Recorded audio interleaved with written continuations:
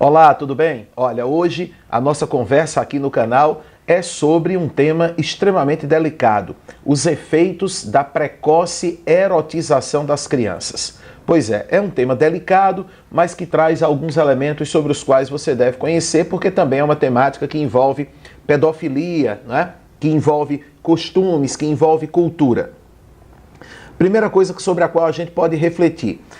Parece um paradoxo. A sociedade infantiliza a mulher enquanto erotiza as crianças. Parece um paradoxo, como eu falei, não é? Mas a gente vai poder ver aqui na nossa conversa que é muito comum que se venda uma imagem erotizada das mulheres como se elas fossem crianças, ao mesmo tempo em que há um processo de adultalização das próprias crianças. Vamos ver como é que isso acontece. Você está vendo agora aí na tela uma campanha publicitária que deu o que falar na época, não é? Muita gente pode achar engraçadinha a imagem, tá certo? Aí sabendo sempre te cativar. Muita gente acha a imagem engraçadinha, muita gente acha a imagem desnecessária, não é? Qual a intenção de explorar, no caso, uma imagem de criança, de uma menina, para vender um produto que é para mulheres, tá certo? Olha só, a gente lembra também, enquanto você vê aí na tela uma informação sobre a cantora Britney Spears, né? Que a Britney, um dos grandes fenômenos da música pop do século XXI, que a Britney estourou no mundo em 1999 com a música Baby One More Time. Se você der uma olhada lá no YouTube, aqui a gente não pode colocar o áudio, né, por causa de direitos autorais, mas se você der uma olhadinha no YouTube, você vai ver que nesse clipe de Baby One More Time, a Britney está vestida como uma colegial, em algumas imagens com uma imagem infantilizada, tá certo? A gente teve também, nesse mesmo ano aqui no Brasil, o grupo Molecada, não é? Com U e com K mesmo, Molecada, com crianças de menos de 10 anos dançando de shortinho e cantando os seguintes versos: requebra gostoso, rebola a bundinha, vai até o chão. Ou seja, duas faces da mesma moeda. De um lado, a Britney, que já tinha mais de 18 anos, não é? Associando aí a sensualidade e a adolescência para um público obviamente mais velho. E de outro lado, crianças, não é? Sendo induzidas a cantar músicas que muitas vezes simulavam imagens sexuais.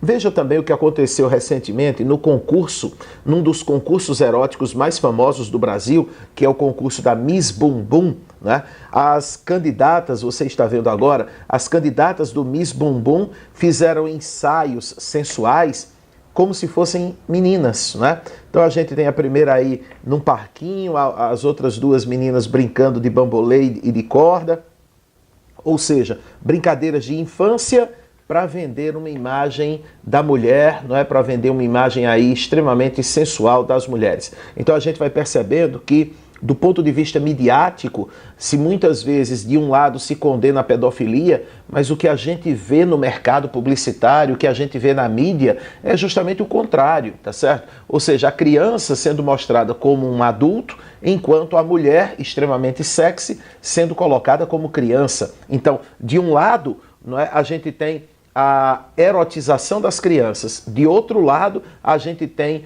a exploração de um lado infantil das mulheres. Consequências desse processo de erotização. A primeira aí, a gente tem aí uma informação, né? Segundo a Associação Americana de Psicologia, a sexualização precoce pode criar um desejo por meninas que justifica e forma um mercado para pornografia e exploração sexual de crianças. Se a parceira sexual idealizada tem 15 ou 16 anos, consumidores masculinos podem demandar pornografia que tem essas meninas e a oportunidade de pagar por sexo com elas, diz a pesquisa. E veja que a pesquisa fala de meninas com 15 e 16 anos. Todo mundo sabe que no Brasil a coisa é muito mais grave.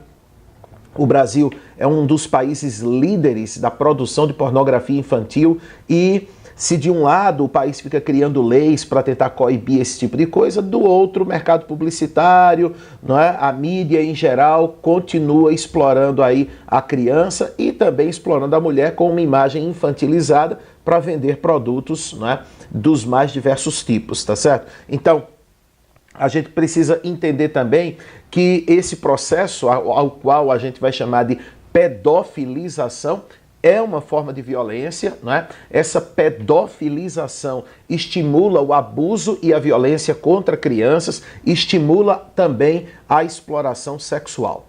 Essa pedofilização também vai para o universo que atinge diretamente o público infantil. Por exemplo, programas de TV, jogos, músicas, peças, né? Na televisão há determinados desenhos que são chamados de animes, não é, com os personagens japoneses extremamente sensuais. E é um público infantil que consome esses animes. A mesma coisa com os jogos. Então, as personagens dos animes costumam aparecer com seios avantajados, com saias muito pequenas, não é, com mini saias. Então, se explora muito isso também, às vezes de forma que muita gente não percebe, no produto que é direcionado mesmo para a criança, tá certo?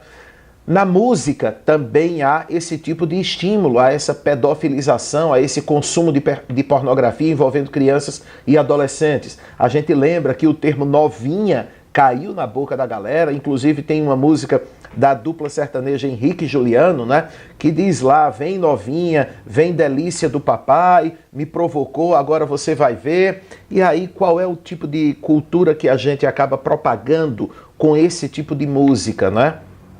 No funk também há um tal de MC Dom Juan, que pede na música Ó Novinha, que já foi ouvida mais de 35 milhões de vezes no YouTube, que a novinha vá à favela sentar no órgão digital dele. Então, a gente vê que há uma exploração em todos os níveis desse tipo de situação. Na sua tela você está vendo uma capa da revista Playboy com a Catarina. A Catarina foi uma moça que decidiu leiloar a virgindade e ficou famosa no Brasil.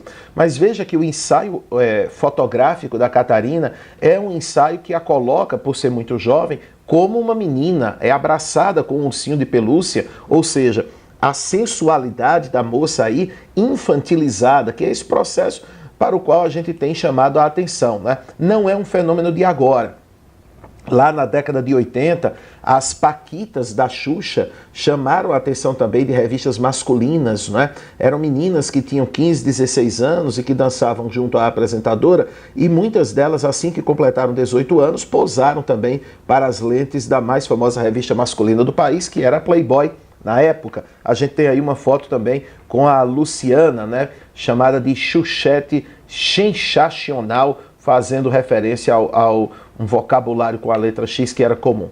E na literatura, a gente também pode lembrar, o caso mais famoso do mundo é o caso da obra do Vladimir Nabokov, Lolita, a história de um professor universitário que se apaixona perdidamente por uma menina de seus 13, 14 anos. Né? Na obra, ele justifica essa paixão avassaladora, dizendo que na adolescência teve uma namoradinha que morreu de febre tifoide, se não me falha a memória, e aquela imagem do amor para ele ficou congelada numa menina de 13 ou 14 anos, e ele vai ter um tórrido romance com a tal da Lola, a quem ele chama de Lolita, né? A obra do Vladimir Nabokov ficou proibida, por exemplo, nos Estados Unidos na década de 60 durante 2 anos. E quando foi lançada, acabou virando best-seller, né? É um best-seller no mundo todo, já teve filme da década de 60 e um também da década de 90, dirigido pelo Adrian Lyne, uma versão inclusive muito fiel à obra original, mas a polêmica era justamente em torno disso, de que a obra Lolita, de certa forma, estimularia a pedofilia justamente pela paixão tórrida e pelo romance envolvendo um quase cinquentão com uma menina de seus 13, 14 anos, tá? Então, estão colocadas aí as situações para a gente fazer a reflexão, e essa é uma temática sobre a qual você precisa saber falar, precisa enxergar o que acontece na sociedade, na música, na literatura, nos vídeos, né? Que se de um lado a sociedade cria leis para proteger as crianças, para proteger as adolescentes, por outro lado, não é? Os mais diversos meios culturais, de certa forma, estimulam essa sensualidade precoce, que é extremamente perigosa, como a gente já viu, tá bom? Um grande abraço, se você curtiu, clica aí, curte o nosso vídeo, clica também no sininho para você ser alertado sempre que tiver vídeo novo, tá? E não se esqueça de se inscrever no canal. Fazendo tudo isso, sempre que tiver vídeo novo, você vai ficar sabendo aí no seu celular, no seu computador e vai poder acompanhar os mais diversos debates aqui com a gente, sem ideologia, sem comprometimento com visões políticas, né? De forma aberta, debatendo para você sem viés ideológico, tá bom? Um grande abraço e a gente se encontra no próximo vídeo. Valeu, pessoal!